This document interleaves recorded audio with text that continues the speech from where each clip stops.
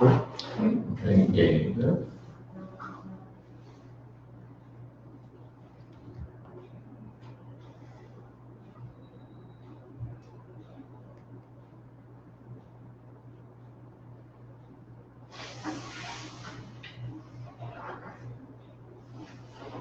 Começando. Boa noite a todos. Estamos novamente aqui reunidos para mais um grupo de estudos, mais um bate-papo sobre os temas do Evangelho. Vamos fazer a nossa abertura. Eu vou pedir que todos fechem os seus olhos. Procurem respirar lenta e calmamente, acerenando os pensamentos, se conectando com a equipe espiritual que sempre nos assiste.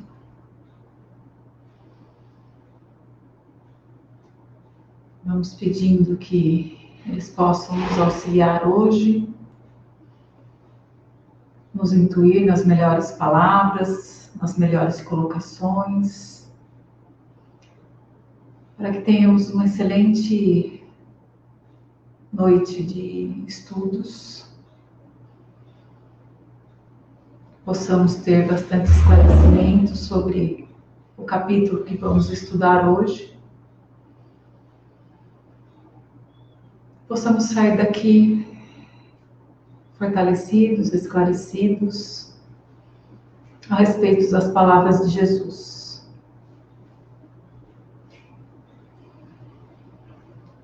Que assim seja. Então, hoje nosso tema de estudo é o capítulo 23 do Evangelho segundo o Espiritismo, o capítulo que chama Moral Estranha ou Estranha Moral, depende do tradutor. É um capítulo realmente que traz algumas colocações bem estranhas, né? Por isso são dignos de estudo, de entendimento. E só para a gente iniciar aqui o nosso bate-papo, vou colocar a respeito do que seria moral, né? A moral, já que o tema, né, o título do capítulo é moral, a moral é uma regra de conduta, é uma distinção entre o bem e o mal. E a moral fundamenta-se na lei de Deus. A gente já começou a desenhar um pouquinho do que vai ser falado, né? A gente está falando de leis divinas, de diferença entre o bem e o mal. E por que moral estranha? Porque algumas passagens desse capítulo são bastante estranhas. Realmente, não parecem palavras que foram ditas por Jesus. Né? Uma pessoa que pregou sempre o amor, pregou sempre a moderação, sempre a compaixão. E alguns trechos desse capítulo são bem realmente estranhos. Né? Jesus falando que ele não veio trazer a paz, que ele veio trazer a espada, que ele falando para odiar o seu pai, sua mãe, seu filho, sua filha. Ele que pregou o amor. Então, não parecem palavras de Jesus. E estudando esse capítulo, nós começamos a entender um pouco do que ele queria dizer, buscando o que queria dizer odiar na língua que Jesus falava.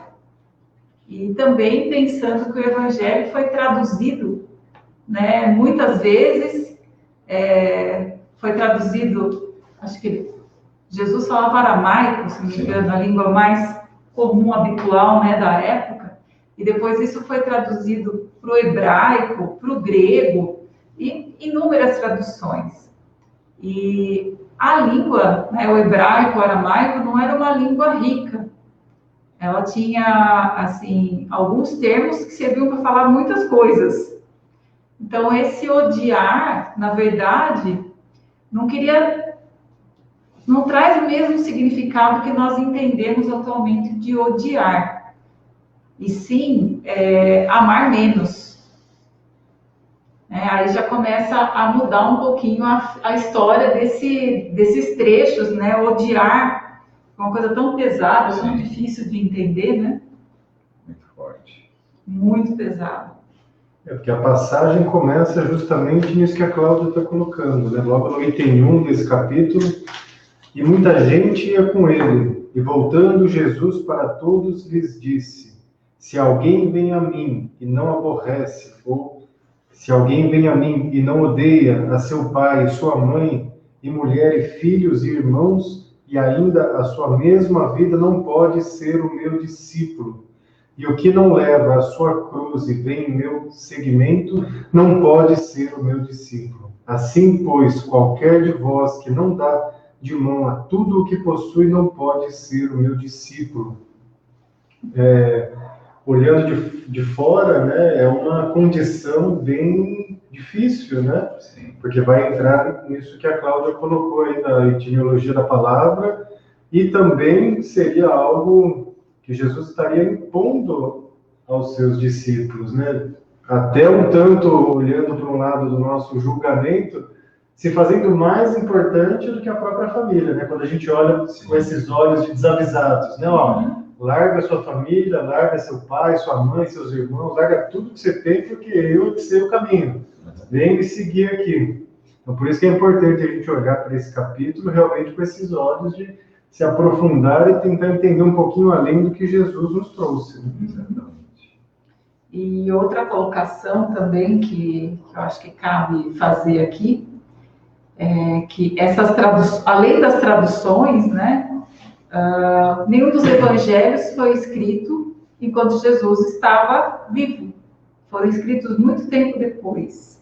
Então, assim, algumas palavras, além de toda essa problemática da tradução, algumas palavras podem não ter sido guardadas na memória da maneira exata que Jesus disse, né? Então, a gente depende ainda da memória dos evangelizadores, das pessoas, dos discípulos que escreveram, né, as passagens de Jesus pela Terra.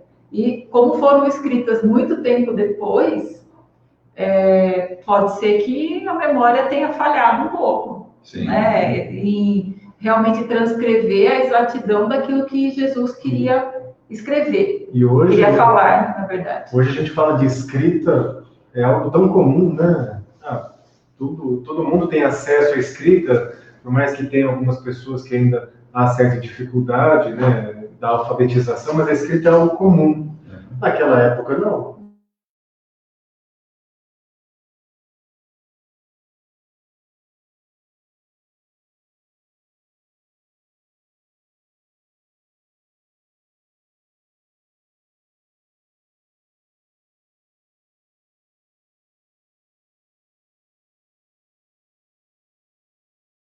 Propriamente dito, vamos sentar e estudar o que Jesus nos deu através dos escritos, né?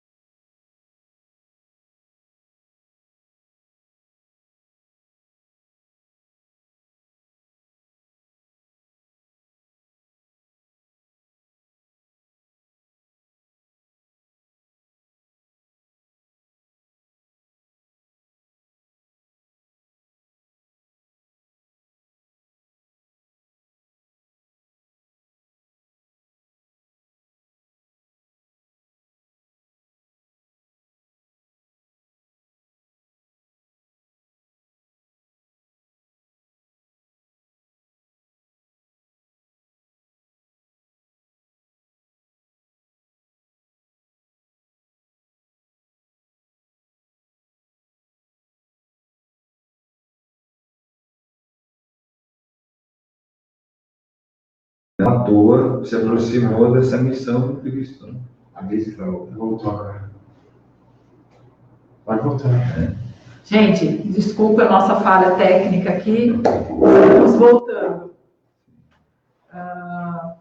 Então, nós estávamos falando, não sei até onde foi captado do que nós falamos, que Jesus não escreveu nenhum evangelho. Então, Jesus não deixou nada dos seus ensinamentos por escrito. Tudo foi escrito depois. E teve que passar pela interpretação de quem estava escrevendo, dos apóstolos, no caso. Então, aí a gente ainda tem mais uma situação para entender nessas palavras, né, que estão no Evangelho. Bom, contextualizando isso, aí parte agora para a gente entender um pouquinho o que Jesus quis dizer, então, né? Tirando tudo isso, que é importante contextualizar, né, para realmente a gente não cair no equívoco de julgar de forma não adequada às palavras do contexto que foi colocado, e o próprio codificador na organização do Evangelho, ele colocou tudo num capítulo só, né, essas possíveis contrariedades, e foi buscar as explicações para que a gente pudesse entender, né? Então, para ele também, acredito que na época isso foi algo estranho. Exato. Tanto que ele vai buscar aqui as traduções das palavras, enfim, tudo, né? Mas, enfim, o que a gente pode tirar, né, de lição desse odiar pai e mãe, né, desse aborrecer pai e mãe? Tirando toda a estranheza da história. A qual contexto Jesus quis mencionar, né, essas palavras? E aqui a gente começa a entender um pouquinho. Claro, dá para tirar vários ensinamentos, né, várias simbologias. Mas uma que eu gostaria de começar aqui, que vai de encontro na sequência do capítulo, com abandonar pai, mãe, filhos, que ele vai discorrendo aqui. Aqui, para mim, fala muito aonde nós conseguimos, em um determinado ponto de nossa vida, renunciar aos nossos apegos, renunciar aos nossos egos e estar entregue ao caminho proposto do Cristo. Então, quando entre esse amar menos, talvez, na minha visão aqui, não seja deixe de amar os seus pais. Exatamente. Mas ame ao ponto que você consiga ainda assim seguir. Não fique preso aos seus pais, não fique preso aos seus irmãos, aos seus filhos, aos seus bens materiais. Exatamente. Ame um pouquinho menos, ou seja, deixe o ego e o apego de lado. Ame de forma livre para poder seguir o caminho que eu estou propondo, que é o caminho do autoconhecimento, que é o caminho da liberdade, da humildade, da caridade, mas é um caminho, é um movimento, né? Essa passagem, ela fala desse movimento, ela não fala assim, deixe de amar e se ilumine, não, ame menos, agora vem e vamos embora, vamos seguir o caminho aqui, porque ainda tem muito o que se fazer. Exatamente. Eu acho que ele vem, a palavra que eu acho que pega bastante nesse trecho é o desapego. E esse desapego, na verdade, é um caminho mesmo que Jesus nos dá para a gente entender que essa parte da nossa passagem, do nosso crescimento aqui na Terra é temporária. E a gente se apega a isso como se isso fosse tudo da nossa existência. E a gente não tem a mínima noção de quão grande é a nossa existência, né? A gente só olha esse pequeno trecho, que para nós é grande, né? 80, 90, sei lá quantos anos a gente passa encarnado, depende de cada um, da programação de cada um. E isso é, assim, segundo os espíritos nos falam, um segundo da nossa passagem, né? De todo o nosso percurso. E o que Jesus vem dizer aí, nesse trecho, para mim, é que, calma, tudo isso que vocês estão vivendo agora é passageiro, não se apegue a isso, se apegue realmente ao que é significante para vocês. Sim. Tudo isso é necessário, toda essa convivência, pai, mãe, filhos, todas as situações que a gente vivencia são extremamente úteis e necessárias, porém, não é só isso. esse não é o final da história. Eu acho que é bem isso que ele quer dizer, né? Calma, aprenda o que tem que aprender nessas situações e siga adiante, siga o caminho. Não fica pegado, preso ali. Não. E se a gente pegar, por exemplo, a nossa vida prática está cheia de situações em que você, por exemplo, na juventude, vai estudar fora, vou fazer uma faculdade fora, vou ter que deixar pai e mãe aqui e vou ter que cumprir um trecho da minha caminhada distante. Esse filho que foi colocado para estudar num lugar distante, o pai abandonou? Não.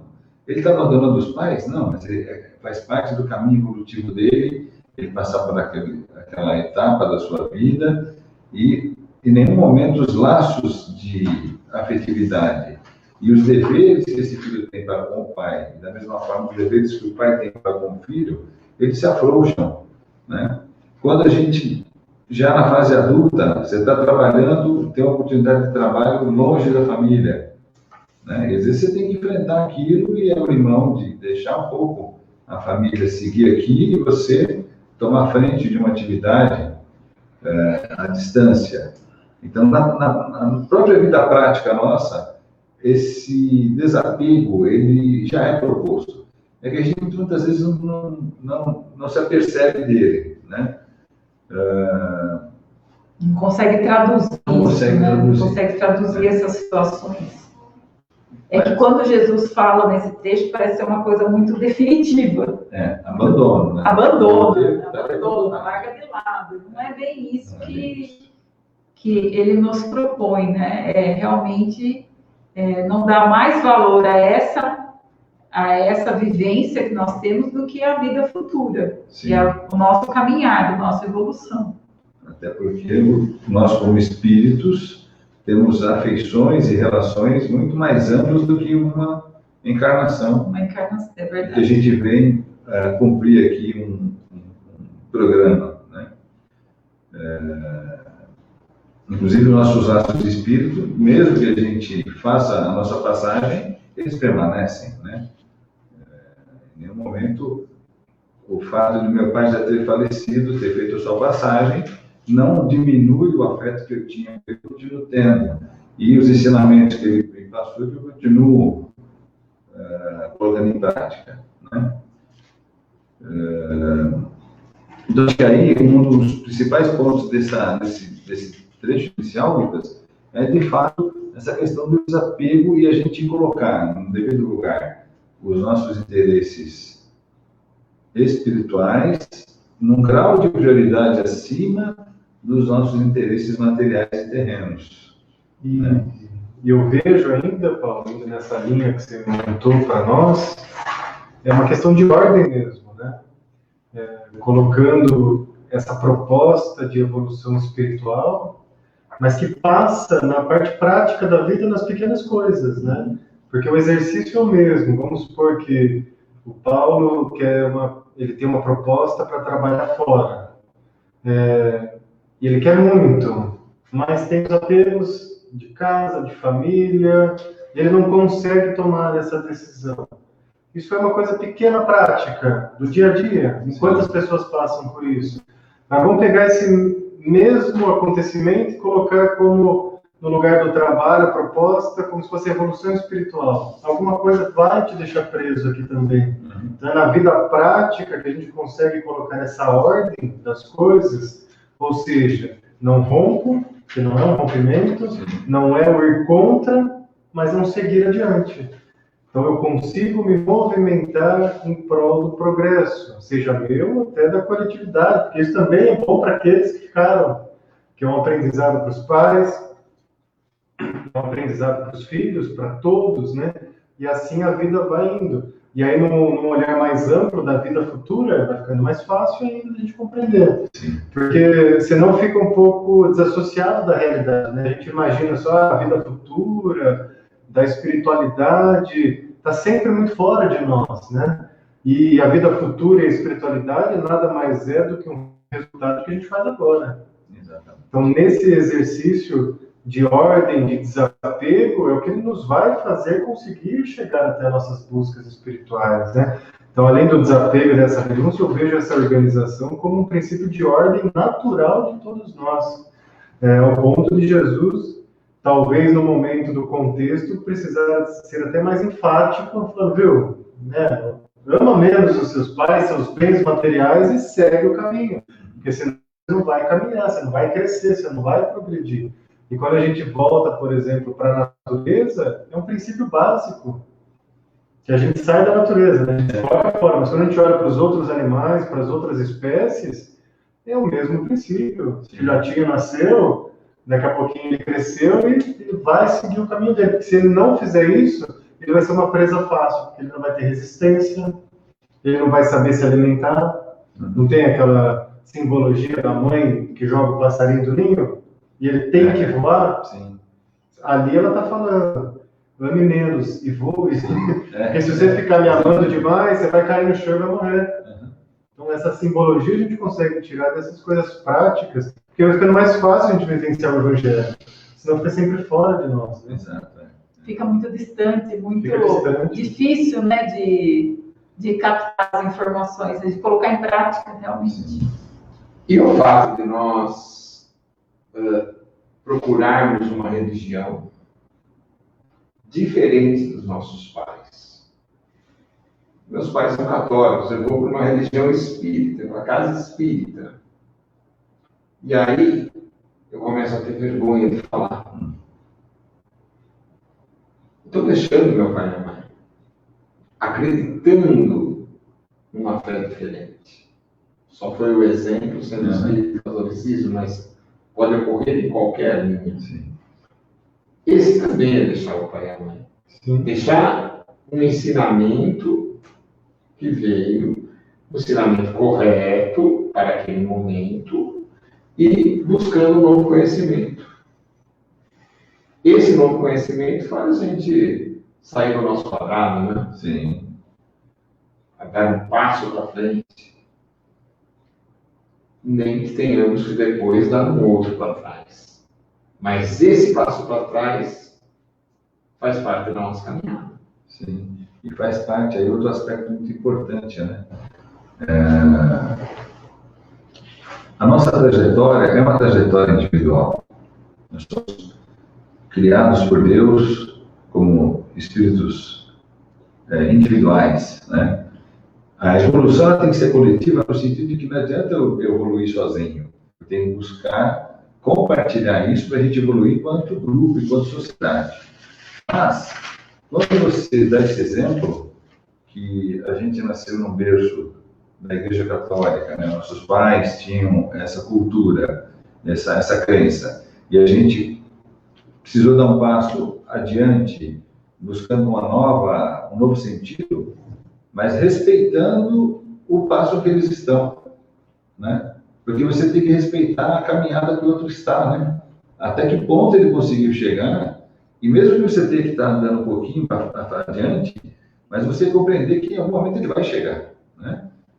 Mas respeitando que ele esteja lá, né? Ou seja, não precisa haver nem convencimento do outro de que ou eu estou certo ou ele está errado. Não é esse o aspecto, né? Mas é nesse sentido do respeito e a gente compreender que cada um está no seu momento de evolução. Nós olhamos a própria casa espírita em si. Eu acho que eu não conheço duas casas espíritas que funcionam exatamente iguais. Não existem duas que você fala assim, olha, eu fui numa casa X e elas funcionam exatamente iguais. Tem algumas questões ali de rito, algumas questões de ordem, que podem ser um pouco diferentes e está todo mundo caminhando junto no mesmo sentido. A nossa principal bandeira, de fato, agora é a caridade, que é o que Jesus veio trazer, né? Essa é a principal bandeira. Se ela vem pintada com uma cor um pouco diferente, mas sendo a caridade é o que importa. A caridade até nesses momentos de você respeitar o momento, né?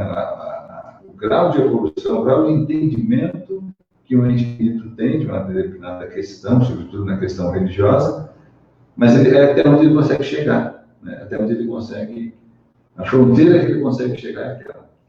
E trazendo essa reflexão, a gente pode compreender essa caminhada com os vários momentos nossos, né?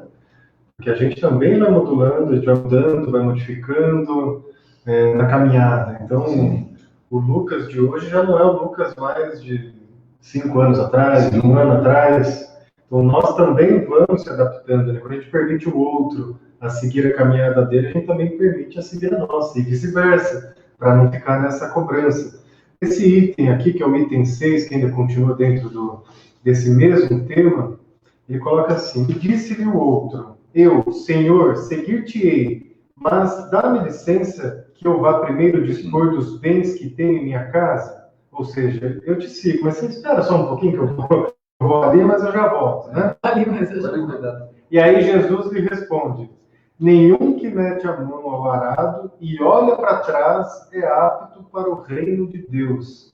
Então Jesus frisa de novo. E aqui eu trago essa mesma simbologia. Quando nós estamos nessa proposta de ir para frente, o que ficou lá atrás faz parte do passado agora. O Lucas, de 5 anos atrás, foi responsável por eu ser quem eu sou hoje. Mas eu preciso olhar para frente.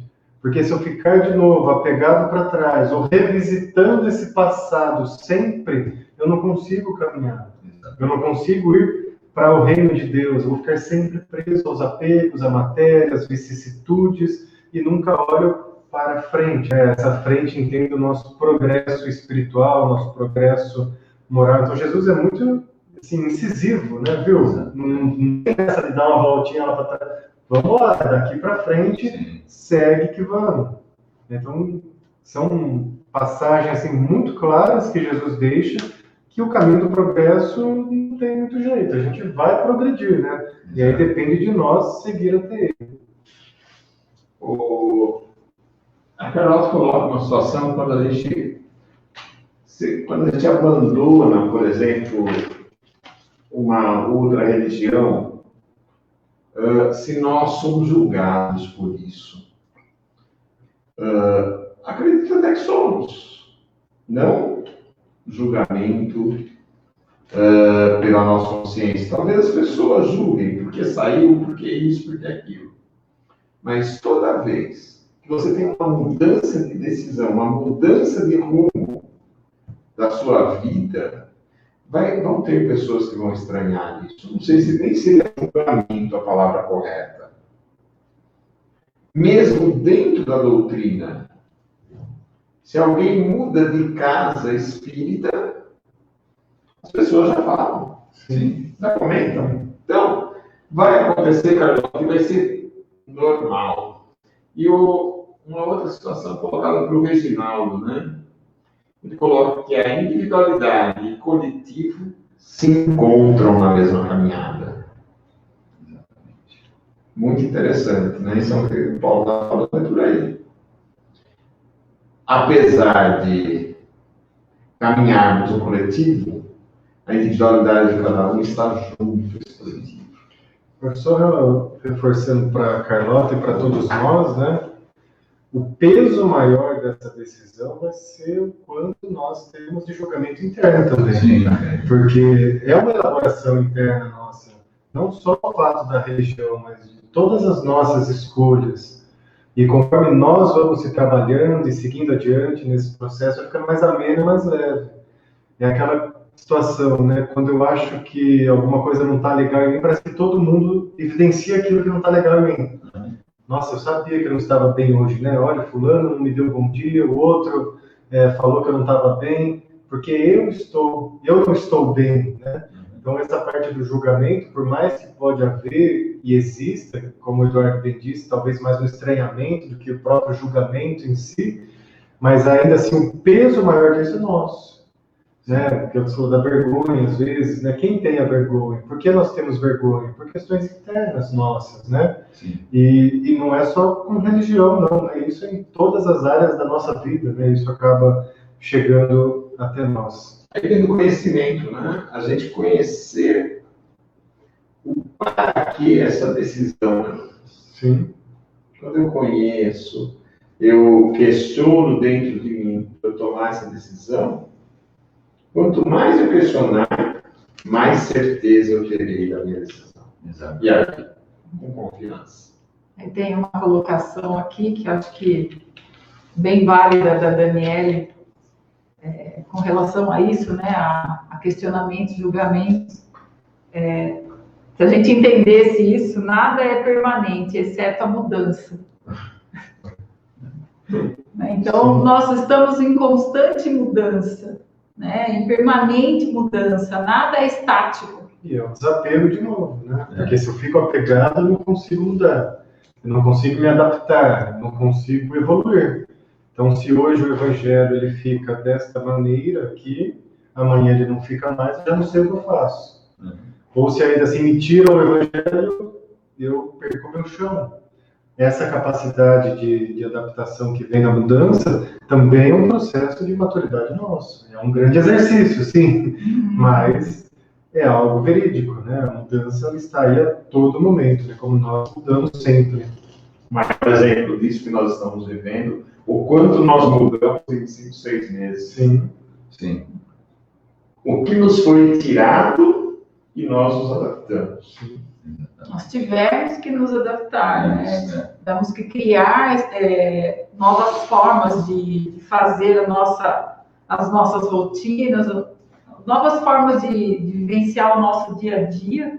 Sim. Né? E realmente, toda essa situação que a gente tem vivenciado desde março, mais ou menos, vem bem a calhar nisso, né? Nada é permanente, né? A mudança realmente ocorre o tempo todo. Nunca nós imaginaríamos vivenciar isso, eu pelo menos não. Né? Uma pandemia, não poder sair de casa e tantas coisas que a gente tem vivenciado. E isso realmente vem nos alertar sobre essa inconstância, né, das coisas. Para realmente a gente não se apegar às coisas porque elas não permanecem. Bom, aí o Evangelho segue um outro item polêmico aqui, né? Quando a gente olha de fora, né? Ainda mais no meio espírita, né? Deixar os mortos enterrar os seus mortos, que é o item 7. E a outro disse Jesus, segue-me. E ele lhe disse, Senhor, permite-te que vá eu primeiro enterrar o meu pai. E Jesus lhe respondeu, deixa que os mortos enterrem os mortos, e tu vai e anuncia o reino de Deus. Está no Evangelho de Lucas. Sim. Né? Aí, para mim, tem uma mensagem. Eu tentei abstrair algo bem objetivo e direto. Eu imaginei o seguinte: nós acreditamos que somos espíritos que estamos vivenciando uma experiência no corpo físico e vamos vivenciar outras tantas. Já vivenciamos inúmeras e vamos vivenciar outras. Aqui a mensagem que eu extraí é a seguinte: não vamos chorar pela matéria que se desfez, mas vamos enaltecer que o Espírito continua, né? Porque ele diz assim, depois ele vai dizer, vai anunciar, né? Vai anunciar o reino de Deus, ou seja, tenha plena certeza, ao invés de você ficar chorando do teu pai que faleceu, acredite que ele continua vivo. Acredite que a trajetória dele de espírito se mantém. E não só acredite, vá pregar isso. Vai dar o seu testemunho. Né? Porque é muito comum assim, a gente que é espírita, quando temos uma situação de desencarne em família, aí a gente leva aquele baque, né? E às vezes demora um pouquinho para adotar essa postura. Ao invés de eu ficar aqui choramingando, lamentando, né? É compreender que aquele espírito que estava entre nós, ele continua numa outra forma, numa outra dimensão, mas ele continua, né? Então tem um pouco dessa mensagem aí. Até porque como eu falei, o nosso corpo ele é uma vestimenta temporária que a gente está usando, né? Em algum momento a gente vai deixar aqui, né? Mas o espírito segue. Então, olhe para essa linha mais extensa de existência do espírito e veja que tem muito mais coisa para você se conformar, de certa maneira, com relação à trajetória daquele ente querido que foi embora, do que de você ficar lamentando, né? Outra coisa que às vezes a gente faz muito, assim, tem alguém que já está moribundo, né? está lá nos últimos suspiros. E o que é melhor para aquele espírito? Eu não sei. Será que é melhor que Deus abrevie a sua prova? Será que é melhor que ele... Não sei. Ele precisa daqueles Ele momentos precisa ainda daqueles para últimos instantes para fazer algum tipo de fazer acerto, alguma coisa, né? Então, a gente às vezes fica... Querendo decidir. Senhor, salve tal pessoa, né? Traga a cura para tal fulano. Ou então, Senhor, liberta logo ele, né? Só que nós não temos essa convenção exata, né? O que nós podemos sempre ter a certeza de que Deus faz tudo da melhor maneira possível, né? Nessa hora seria melhor, em nossas preces, pedirmos compreensão daquele espírito que está passando naquele momento. E seja feita a vontade Seja feita a vontade do Pai, né? Na oração do Pai Nosso, a gente já diz, Já fala ali. assim na terra como no céu, né? Seja feita a tua vontade. Exatamente. Então, que seja, né? Porque a nossa é tão limitada, né? Que a gente não consegue... E às vezes muito limitada e até egoísta, né? Que é o nosso, né? O nosso ponto de vista, é o nosso desejo, né? Não queria que meu pai morresse nunca. Não, acho que não. Mas, no momento, ele precisou fazer a passagem, né? Então, de fato, a nossa compreensão ela é muito limitada. E toda vez que a gente vai diante de uma questão grande como essa, de fato, nós temos a humildade de entregar para Deus, né? Senhor, não tenho condições de resolver isso aqui. Está na tua mão. Faça o que for melhor, né? E indo por essa linha lógica do Evangelho, né? Nos itens anteriores ele vai falar dessa questão do desapego, da renúncia, da vida futura, né?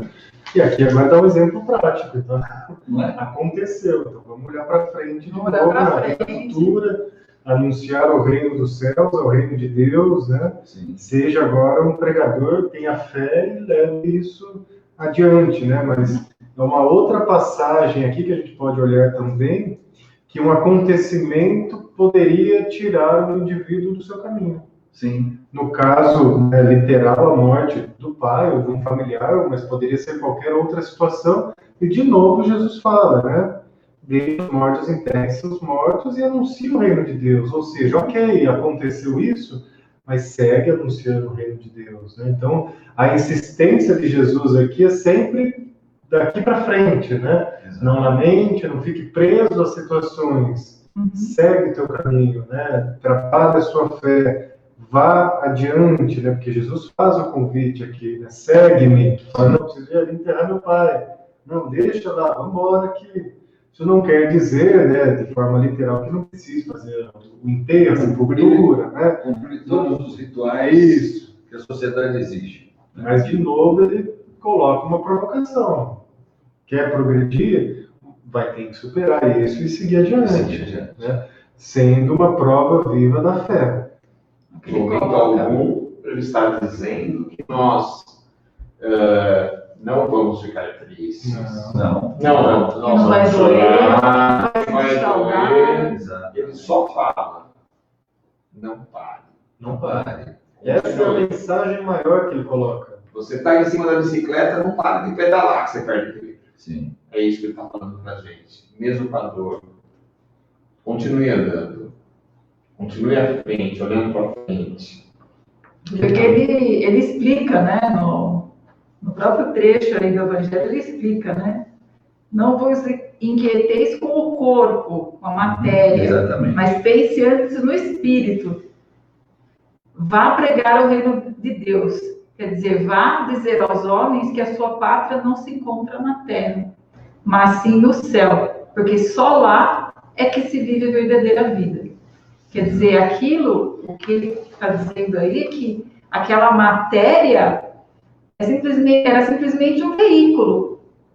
Aquele veículo se desgastou, acabou o tempo daquele veículo, né, aqui nesse plano terreno, o espírito vai continuar seguindo o seu caminho. Né? Então, para não se apegar àquela parte material, porque aquilo é passageiro. Passou, o espírito continua encaminhado, em evolução, e falar isso, né, que até essa permanência da vida, né? Que a gente fala vida após a morte, morte do corpo físico. Sim. Quer dizer, é um alento, é um bálsamo para as pessoas, né? Que, vamos dizer assim, que se separam temporariamente de um ente querido, de um pai, de uma mãe, de um filho, de um esposo, de um companheiro, de quem quer que seja, ou até mesmo de um animalzinho de estimação, é um ente querido.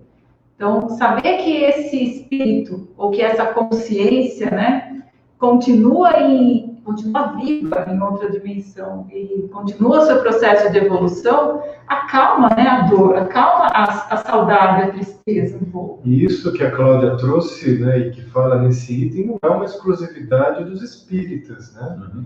Porque quando Jesus fala, né, dessa vida contínua, dessa vida futura, do reino de Deus, ele já está deixando subentendido que a vida continua. Se vai haver ou não reencarnação, depois as doutrinas foram se entendendo, compreendendo cada uma da sua forma. Até teve a aula da semana passada sobre reencarnação, mas Jesus deixa claro que se existe um reino de Deus, se existe um reino dos céus, existe algo além da matéria. Sim. Se a matéria padece ali e o corpo se desfaz, algo ali que habitava aquele corpo continuará no reino de Deus, continuará no céu. Então, se continuará no céu e continuará no reino de Deus, isso está claro que o princípio vivo, divino naquela pessoa continua a existir. Então, aqui fica muito claro nessa passagem quando Jesus fala isso, né? E aí todas as crenças que se baseiam no princípio cristão de Jesus, do seu jeitinho falam a mesma coisa. Seja depois da morte o céu, o inferno, o purgatório, mas sempre a consciência do princípio divino volta ao Pai, ao reino de Deus. Só para uma colocação, a Daniela vem colocar para a gente, da Heráclito, né, que quando fala que nós não entramos no mesmo rio duas vezes, ou seja, na mesma água, isso vai estar sempre evoluindo e passando. Não só a água, né? Não só a água. Não só a água, não só o rio não é mais o mesmo, nós também não somos mais o mesmo. E o rio não nos tem do mesmo jeito duas vezes. E é uma outra colocação feita, a Ana Paula colocou, que ela criou as filhas dentro da doutrina espírita. Cresceram, uma está no catolicismo e a outra evangélica. E elas fazem o evangelho no lar da mesma maneira. Olha que legal. Isso é muito bonito, né? Sim, porque aí é tudo que a gente falou agora há pouco, né? O princípio do respeito, de compreender o grau de entendimento que cada um tem, desde que estejam imbuídas da prática da caridade e do amor ao próximo. Eu conheço pessoas que se dizem agnósticos ou até ateus, que fazem mais caridade do que tem gente, né? Que se diz religioso. Então, a nossa linha de conduta é a prática da caridade. Ela começa dentro de casa. E como é que eu vou praticar a caridade lá fora se eu não pratico aqui dentro? Né? No nosso lar é onde tudo se inicia, é o nosso grande laboratório que a gente exercita paciência, resignação, tolerância, tenta adquirir um tipo de virtude para daí a gente explorar isso lá fora, né? Então, se nesse exemplo aí, teoricamente, 3 linhas de pensamento que têm as suas diferenças, mas que tem talvez um grau em comum ali, algo em comum, que é o amor, né? E aí junta isso, o amor de mãe e filhas, e irmã com irmã, é que deu a liga necessária para cada um seguir a sua caminhada no respeito, né? E aproveitando esse exemplo da Ana Paula, que colocou da família, e aí o último tema, né, desse capítulo, que é o mais extenso aqui agora, que eu vou falar, né, que é o que tem mais itens, que é não vim trazer a paz, mas a espada. Dentro desse capítulo é o que tem mais textos subsequentes explicando, né? E aí a gente vai ver aqui logo no comecinho, pegando o exemplo dela, porque vai soar aparentemente contraditório, né? Ele coloca que não julgueis que vim trazer a paz à terra. Não vim trazer a paz, mas a espada, porque vim separar o homem contra o seu pai, e a filha contra a sua mãe, e a nora contra a sua sogra. E os inimigos do homem serão seus mesmos domésticos. Isso está no Evangelho de Mateus.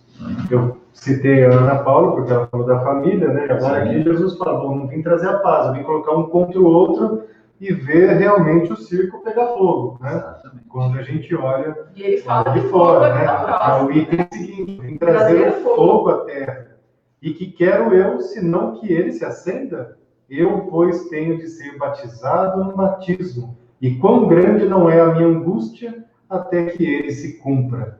Vós cuidais que eu vim trazer a paz à terra? Não vos digo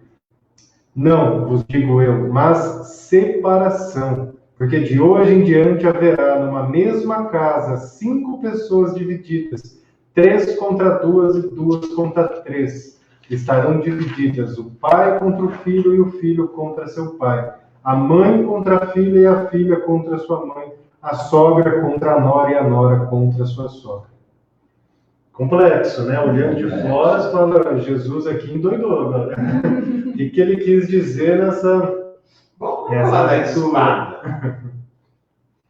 Pensando um pouco no símbolo, quando você tem o símbolo da justiça, não é a espada e a balança? Pois é. O equilíbrio e a justiça. Então, é uma visão que ele veio trazer a justiça. Então, a primeira, podemos analisar dessa forma também. Como nós colocamos antes, que eu achei muito legal, essa espada, será que não pode nos cutucar, nos incomodar, para que a gente saia da zona de conforto e possa andar? Também pode ser um instrumento para isso. A espada não pode ser aquele bisturi que eu uso na medicina para extirpar o mal, né? Então há muita simbologia aí. Mas outro aspecto que a gente pode aí depurar e trazer um pouquinho do contexto histórico, Jesus veio dar testemunho da verdade, né? Ele sabia que a mensagem que ele trazia era forte, vigorosa, ia sacudir o mundo de então. Imagina, ele vem falar de amar o inimigo, né? Poucos até hoje compreendem o que é isso, né? Mas ele sabia que mesmo dentre os seus discípulos havia opiniões divergentes. E não há problema nenhum de ter opinião divergente. As opiniões divergentes, quando elas são trazidas numa mesa, debatidas, e a gente consegue entrar num consenso ou entrar num acordo de um aprender com o outro, elas só enriquecem qualquer tipo de debate, qualquer tipo de conceito. Mas naquele tempo, não. Mesmo entre os discípulos, havia posições muito antagônicas. Tem um livro que conta a história de Paulo, que Paulo era considerado mais um apóstolo do Cristo, né? Não conviveu com Cristo diretamente, mas foi considerado um apóstolo. Conta a trajetória de Paulo. Tem muito contexto histórico nesse livro, mas quando você faz a leitura, você percebe quanta discussão pequena que existia naquele tempo dos primeiros discípulos de Cristo. Por questões mínimas. Então, se você lava a mão antes de comer, se você limpa os pés antes de entrar na casa, enfim, todas as questões eram motivo de dissidência. Percebe? Então, imagina, as coisas mais práticas do dia a dia eu não me entendo. Quem dirá com as questões filosóficas mais profundas, né? E aí Jesus sabia que a sua mensagem, por ser forte, ia sacudir o que existia no mundo. E viriam, certamente, aí o uso da espada no sentido literal, das guerras, né? Das guerras religiosas. Quantas atrocidades se fez em nome de Cristo? De um lado e de outro. Né? E de uma falsa paz, né? Porque todos estavam guerreando em nome de Deus. Sim. Com o conceito de que aquilo era em nome da paz. Então, Jesus traz um conceito oposto, e aí a espada faz muito sentido, porque, ok, isso que eu estou falando pode não soar tão igual ao que está lá, mas no símbolo tem mais paz do que vocês estão fazendo aí. Não é? Sou estranho porque aqui ele vai falar desse confronto, desse embate. Mas até então era uma falsa moral que estava vindo até lá. E aí sacode tudo, corta esse período, tanto que historicamente no mundo moderno, exceto alguns países, Jesus dividiu a história. Sim. Né? A gente tem um calendário cristão, não é todos os países, né? Pega lá a China, a Índia, que tem uma quantidade de população muito grande, então acaba contrabalanceando, mas o restante acaba utilizando-se do calendário judaico-cristão, ou seja, até ali ele conseguiu dividir com a sua espada, né? Sim. A história de uma falsa paz e agora de um novo momento onde, peraí, vocês querem aprender, então vocês vão ter que olhar um para o outro, vou ter que olhar para o meu pai, para minha mãe, para os meus irmãos, e o contra aqui não quer dizer briga também. Sim. Quer dizer, igual aquela família que sentou para fazer o evangelho, cada uma com uma religião diferente, Exato. se confrontando uma com a outra, mas agregando. Exato. Não se machucando, né? Exatamente. Né? E aí, a discordância, o Reginaldo colocou de uma maneira que a discordância do nosso próximo pode ser um conceito dessa espada, que separam conceitos e crenças. Mas, quando ele vem falar, nós pensamos em justiça e paz, ele fala também, nós enxergamos como respeito aos conceitos e crenças do outro.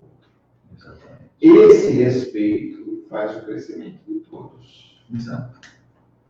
E outro conceito que traz esse trecho é que, como o Paulo falou, tudo isso que Jesus estava trazendo era muito forte, né? Realmente ia mexer com as estruturas dos conceitos da época e também com toda a parte financeira, né? Toda a parte econômica, cultural da época, né? Ia mexer com interesses. Sim. Né? Tudo isso não ia ser aceito de uma forma tão calma e tão pacífica. Isso também, acho que está significado nessa espada, né? Todos esses conceitos do Cristo não seriam aceitos de uma forma tão tranquila.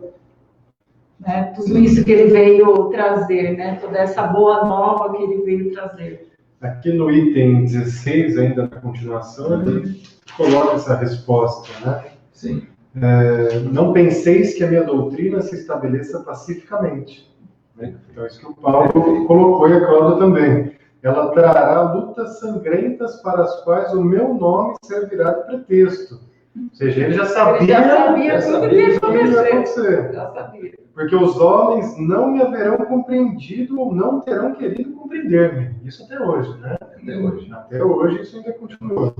Os irmãos separados pelas suas crenças lançarão a espada um contra o outro e a divisão se fará entre os membros de uma mesma família que não terão a mesma fé.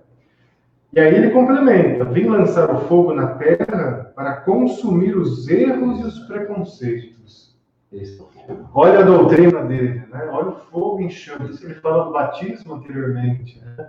Então esse fogo dessa boa nova dele é para consumir os seus próprios erros e os erros que ele já previu que viriam. Sim.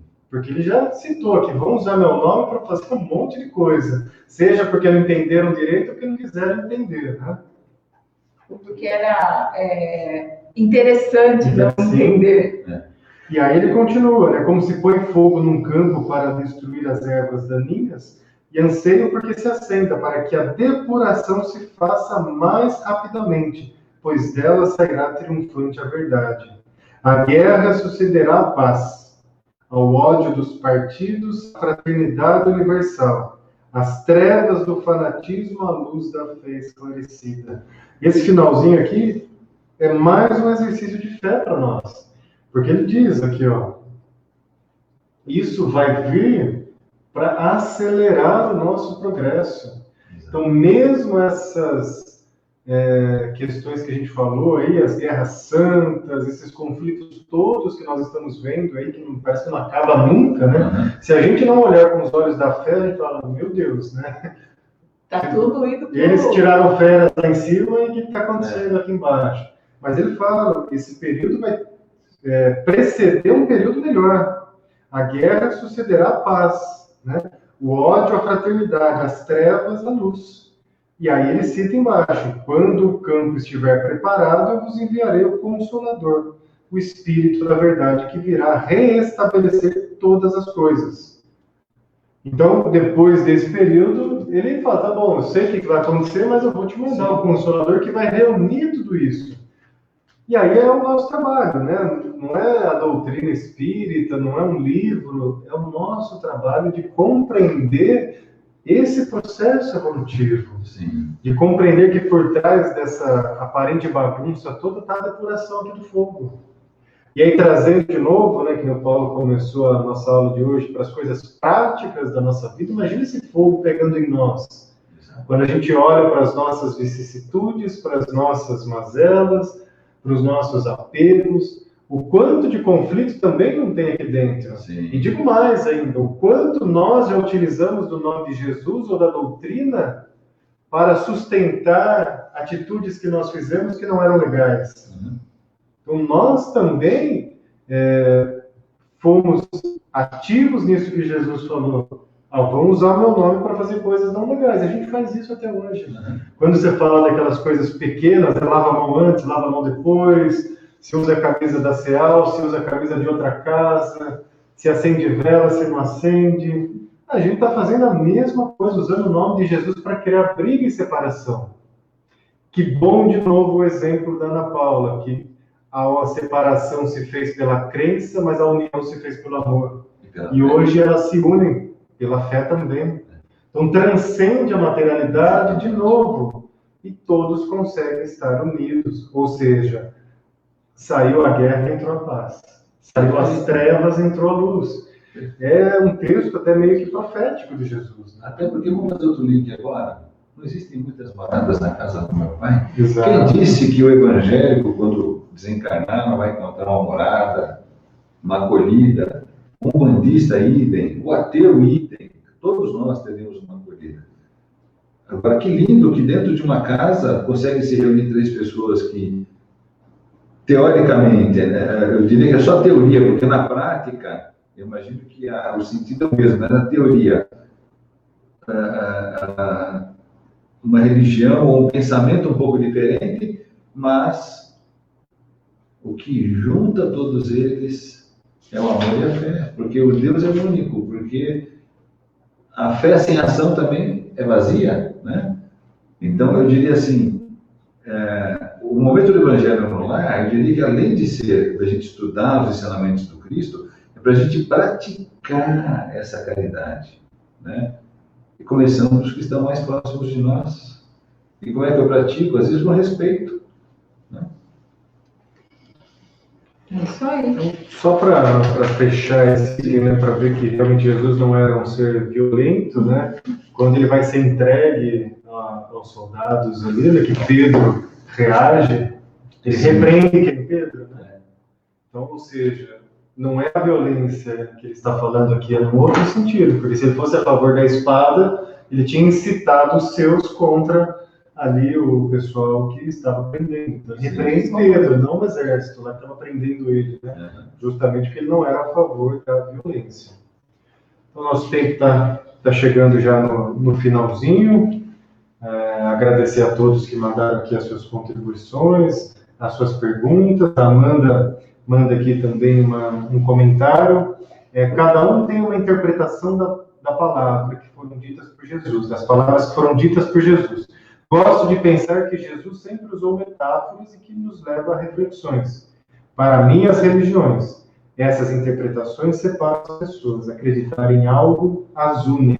É justamente isso, né? É olhar o que nos une, não o que nos separa, porque o que nos separa é tão pouco, né, Paulo? Das religiões, né? São pequenas coisinhas ali que, quando a gente transcende isso, vê que não tem tanto significado assim, né? E aí a gente consegue exercitar o que realmente Jesus nos propôs, e ainda estamos na caminhada, né? Até os dias de hoje ainda estamos na caminhada. Vamos fazer o nosso encerramento, agradecendo mais uma vez a presença, né, do Lucas, do Paulo, do Eduardo aqui nesse nosso estudo, agradecendo a presença de todos que nos acompanharam também, que colocaram as suas reflexões para enriquecer o nosso estudo. Agradecer também aos nossos amigos do plano espiritual, que com certeza estão aqui conosco também, nos auxiliando, nos direcionando, né, para as melhores palavras, para que realmente a gente possa trazer clareza, né, para todos esses ensinamentos do Cristo. E pedimos também a Deus, nosso Pai, Jesus, nosso Mestre, que nós possamos estar aqui reunidos numa próxima semana para novas reflexões. E convido a todos que estejam aqui conosco na próxima quarta-feira, às 8 horas, para mais esse encontro, né, de esclarecimento, de conhecimento das palavras do Cristo. Muito obrigado, uma boa noite a todos. Boa noite. Boa noite.